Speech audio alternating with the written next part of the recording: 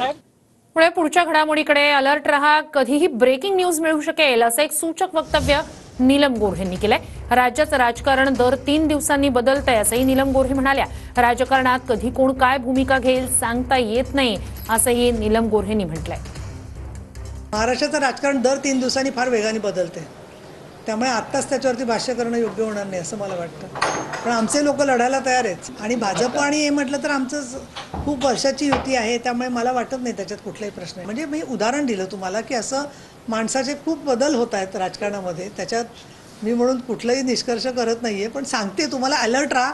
तुम्हालाच breaking news देण्यासाठी खूप धावपळ होते असं मला वाटतं. राजकारण बदलतं ना, तर काही लोक उभे राहत नाहीत, काहींचं अजून काय होतं, काही मुलाला उभं करायचं ठरवतात, तो मुलगा वेगळं बोलत असतो. आता आमचे आता उपाध्यक्षाबद्दल इतका मला आदर आहे, पण मी आता त्यांना 10-15 वर्ष ओळखते झिरवळ साहेबांना, पण ते असे मंत्रालयावरून उडी मारतील असं मला कधी वाटलं नव्हतं.